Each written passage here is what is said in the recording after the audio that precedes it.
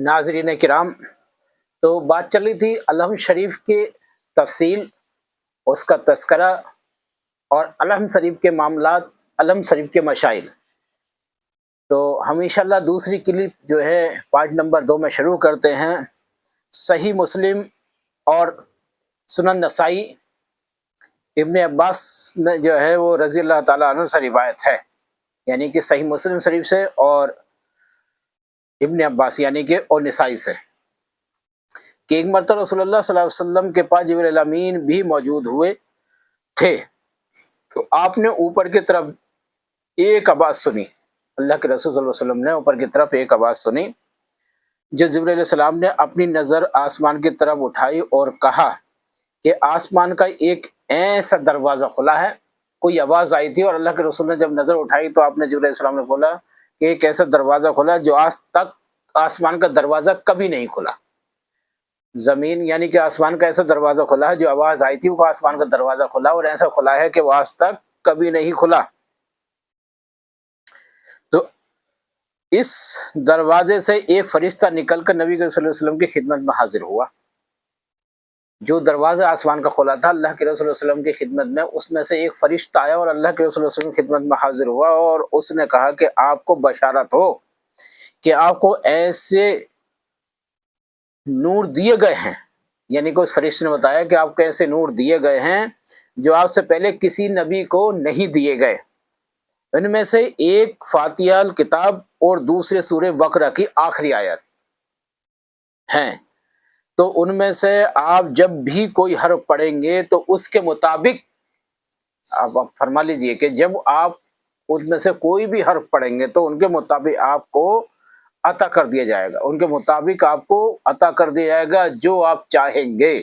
وہ عطا کر دیا جائے گا۔ یہ الفاظ نسائی کی روایت سے ہیں اور مسلم کی روایت بھی اسی جیسی ہے۔ مسلم کی روایت بھی ایک ہی ہے اور نسائی کی روایت میں یہ بیان کیا گیا ہے، دونوں کی ایک دم ملتی جلتی روایت ہے۔ سورہ فاتحہ اور نماز، صحیح مسلم،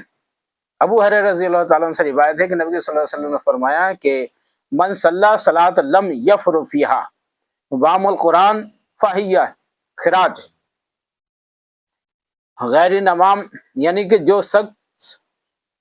نماز پڑھے اور اس میں سورہ فاتحہ نہ پڑھے، جو شخص نماز پڑھے اور سورہ فاتحہ نہ پڑھے تو وہ نماز ناقص ہے، وہ نماز نہیں ہو سکتی جس نماز میں سورہ فاتحہ نہ پڑھی جائے، وہ نماز رہ جائے گی، ناقص ہو جائے گی، زائل ہو جائے گی۔ یہ آپ نے 3 بار، اللہ کے رسول صلی اللہ علیہ وسلم نے 3 بار فرمایا، یعنی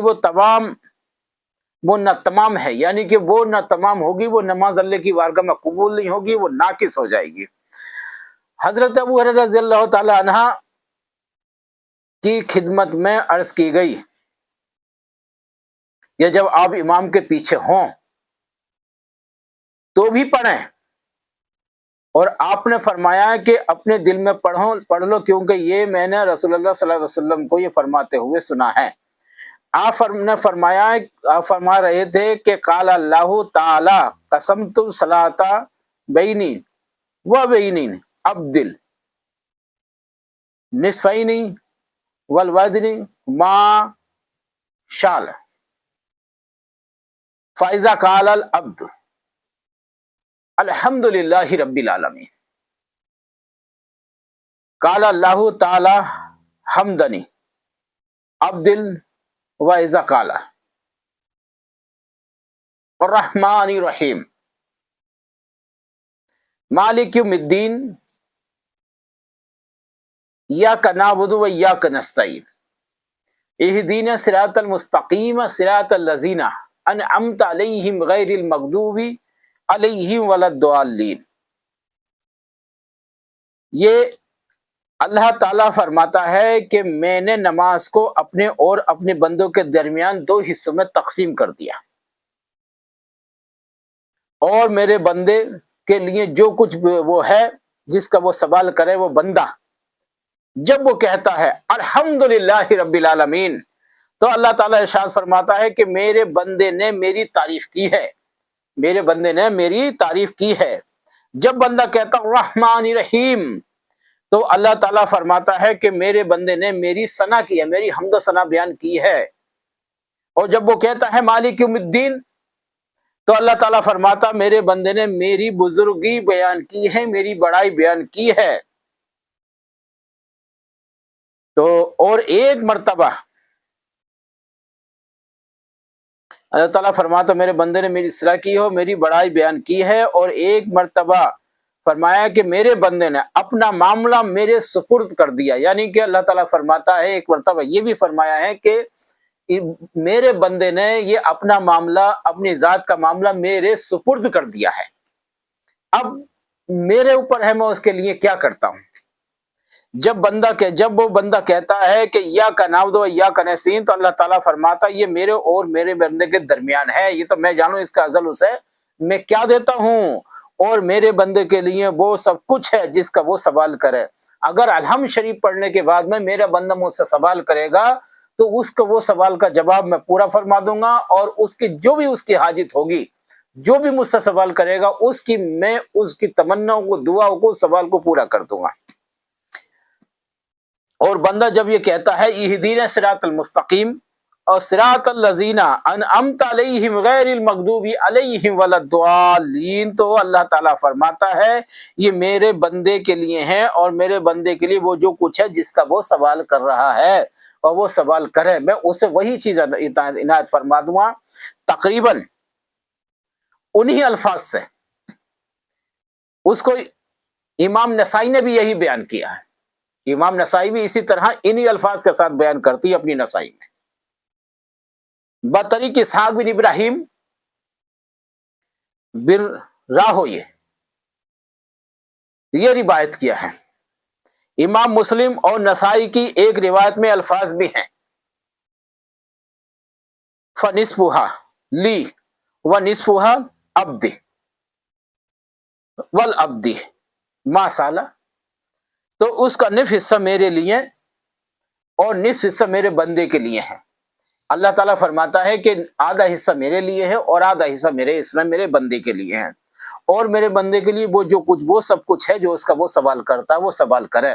میں اس کے سوال کو، اس کی دعاؤں کو قبول فرماؤں گا۔ نماز میں قرات سے مراد وہ فاتحہ کی قرات ہے۔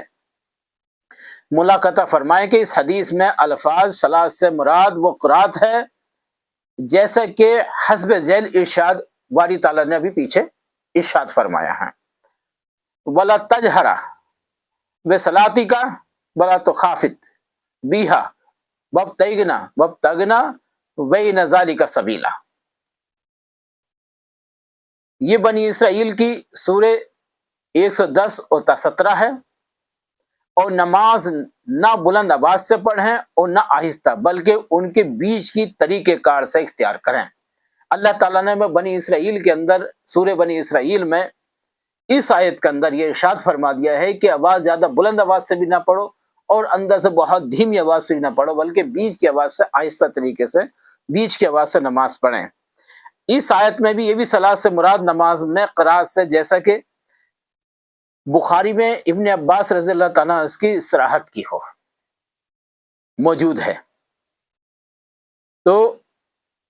ان الفاظ کے ساتھ بیان کیے ہیں، اس قسم کی تفصیل بیان کرتے ہوئے سورہ فاتحہ پڑھنے کی تفصیل بھی بیان کر دی گئی ہے۔ اس حدیث میں نماز میں سورہ فاتحہ پڑھنے کے لیے صلاۃ نماز ہی کا لفظ استعمال کیا گیا ہے، اور یہ نماز میں سورہ فاتحہ کے پڑھنے کی عظمت کی دلیل بھی ہے۔ اس بات کی بھی دلیل ہے کہ نماز میں سورہ فاتحہ پڑھنا نماز کا ایک بہت بڑا رکن ہے۔ اگر تم نماز میں سورہ فاتحہ نہیں پڑھو گے تو نماز نہیں ہوگی، نماز ساقط ہو جائے گی، زائل ہو جائے گی۔ کہ ذکر نماز کا کیا گیا ہے، اور اس سے ایک بہت بڑا جز یعنی سورہ فاتحہ کا پڑھنا مراد لیا گیا ہے۔ جیسے کہ قرآن مجید میں الفاظ قرآن پڑھنا الفاظ کیا گیا ہے، قرآن شریف میں قرآن پڑھنا الفاظ کیا گیا ہے، اور اس مراد سے اس میں سے نماز ارشاد باری تعالیٰ ہے۔ اللہ تعالیٰ ارشاد فرماتا ہے وَقُرْآنَ الْفَجْرِ إِنَّ قُرْآنَ الْفَجْرِ كَانَ مَشْهُودًا۔ یہ جو آیتیں لی گئی ہیں، یہ آیت نمبر 17 یعنی 78 اور 17 ہے، اور یہ بھی بنی اسرائیل کی ہے۔ اور 78 یعنی کہ یہ آیت نمبر پارہ نمبر 17 ہے اور آیت نمبر 78 سے لی گئی ہے، اور وہی پارہ نمبر 17 ہے اور آیت نمبر 110 سے لی گئی تھی جب نے پیچھے بھی بتائی۔ اور نماز صبح نماز فجر بھی قائم کیجیے، صبح کی نماز جو ہے وہ فجر میں قائم کیجیے، بے شک فجر کی نماز فرشتوں کے حاضر ہونے کا وقت ہوتا ہے۔ یہ بہت بڑی دلیل ہے، اس میں آیت میں قرآن الفجر سے مراد فجر کی نماز ہے، جیسے کہ صحیح میں اس کی صراحت موجود ہے، یعنی کہ اس صبح کی نماز میں رات اور دن کے فرشتے حاضر ہوتے ہیں۔ نماز جو ہے یہ سورہ فجر میں جو ہوتی ہے، یہ فجر جو ہے، یہ فجر میں جو نماز پڑھی جاتی ہے فجر کی نماز، اس میں جو ہے جو رات کے فرشتے جو ڈیوٹی پر ہوتے ہیں، جو ڈیوٹی پہ لگائے جاتے ہیں اور انسان کی نیکیاں وغیرہ جو لکھتے ہیں، وہ فرشتے جو رحمت کے بھی داخل ہوتے ہیں اور ڈیوٹی پہ لکھنے کے لیے وہ فرشتے حاضر ہوتے ہیں نماز کے رات میں۔ اس کے ساتھ ساتھ جب وہ فجر کی نماز ختم ہونے والی ہوتی ہے اور ہو جاتی ہے تو اس کے بعد میں وہ فرشتے جاتے ہیں، اور نماز ختم ہونے سے پہلے پہلے جو ہوتی ہے جو دن کے فرشتے بھی موجود ہوتے ہیں۔ نماز جو ختم ہوتی ہے فجر کی، اس سے پہلے پہلے نماز جب شروع ہوتی ہے، جب تک کہ وہ رات والے فرشتے پہنچ نہیں پاتی، ہٹ نہیں پاتے یہاں سے، کہ بندے کے پاس میں دن والے فرشتے بھی موجود ہو جاتے ہیں۔ تو یہ نماز میں رات اور دن کے دونوں فرشتے موجود ہوتے ہیں، اس لیے نماز پڑھا کرو۔ اسی طرح مغرب کی نماز ہے، ناظرین کرام، یہ مغرب کی جو نماز ہے اس میں بھی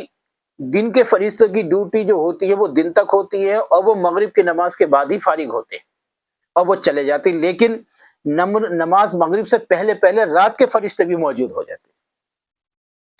جیسے ہی آپ لوگ مغرب کی نماز پڑھنے لگتے ہو تو وہ دن کے فرشتے بھی موجود ہوتی ہیں اور رات کے ہی موجود ہو جاتے ہیں، جو رات والی ڈیوٹی ہوتی ہے وہ بھی آ جاتی ہے۔ مغرب کی نماز پڑھنے کے بعد میں رات والے فرشتے رہ جاتی ہیں اور دن والے فرشتے کی ڈیوٹی ختم ہو جاتی ہے، وہ چلے جاتے ہیں۔ یہ فجر کی نماز اور مغرب کی نماز، یہ دونوں نماز ایک ایسی ہے جس میں رات اور دن کے دونوں فرشتے موجود ہوتی ہیں۔ موجود ہونے کا مطلب یہ ہے، اب آپ یہ کہو گے کہ اس سے ہمارا مطلب کیا، تعلق کیا؟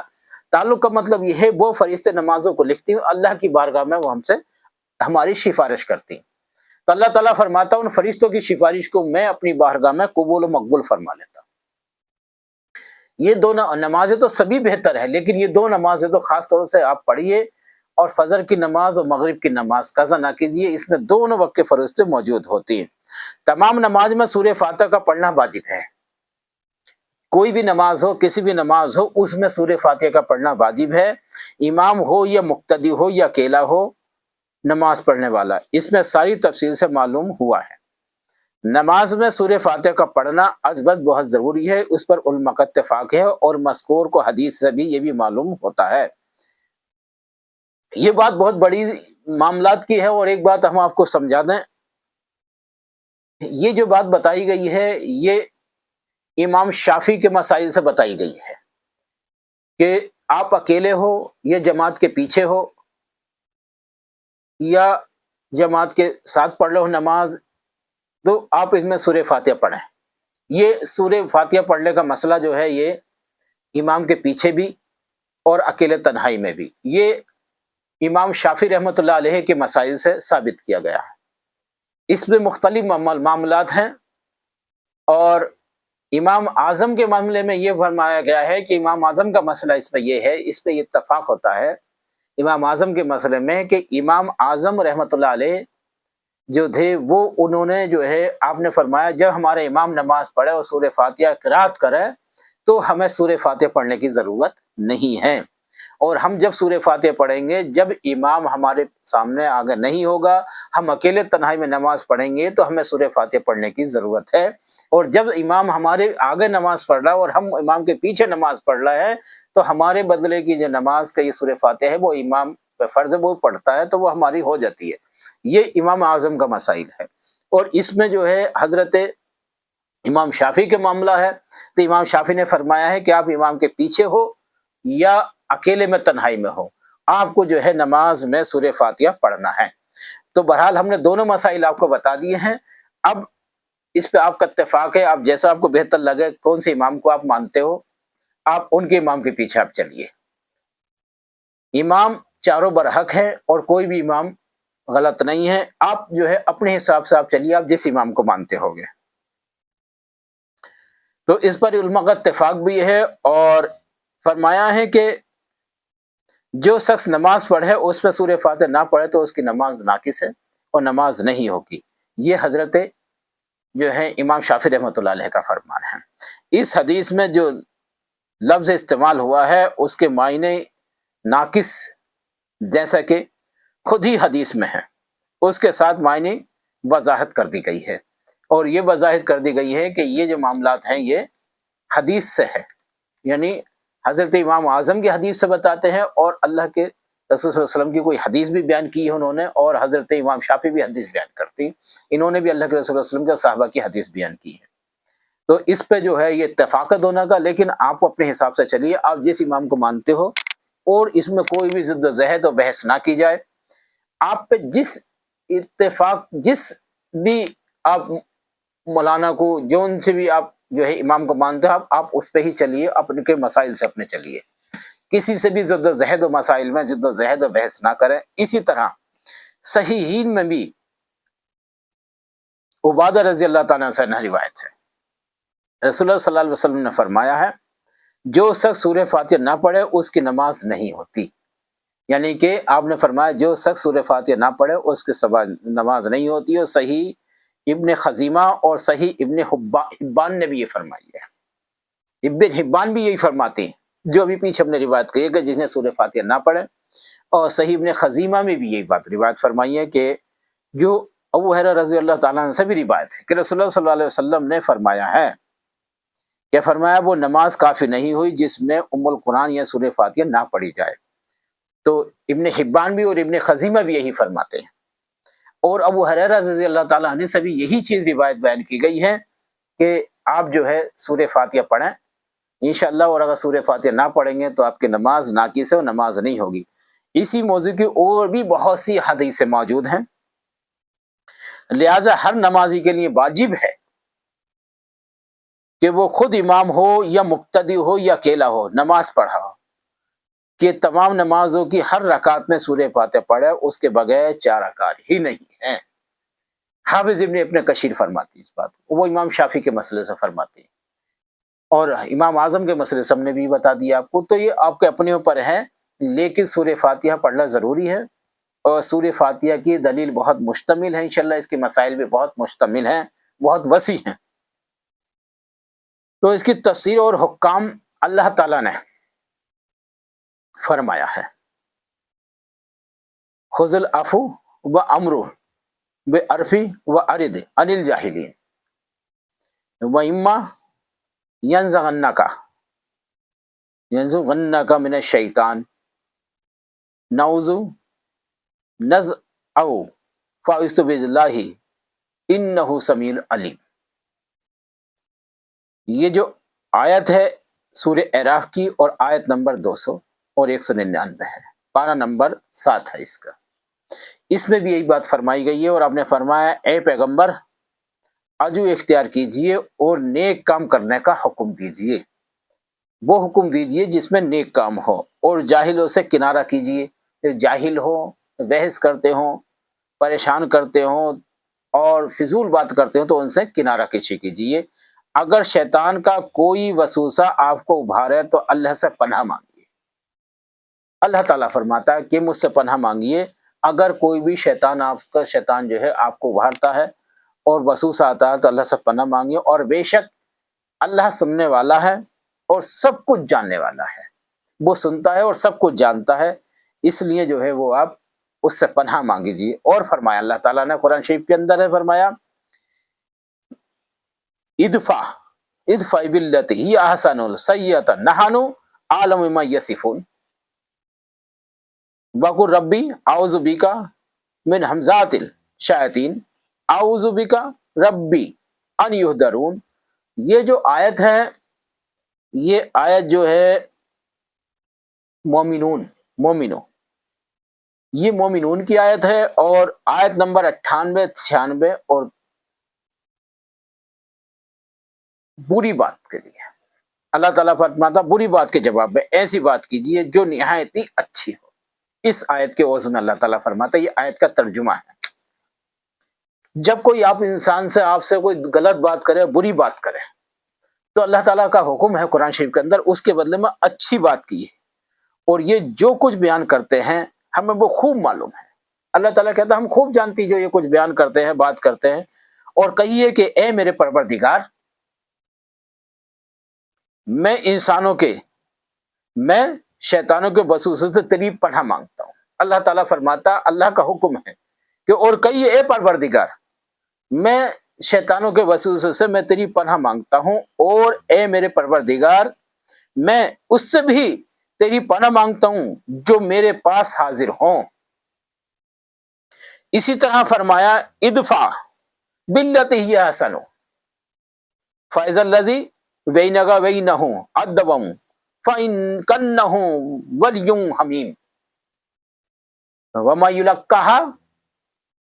الا الذین صبروا وما یلقاھا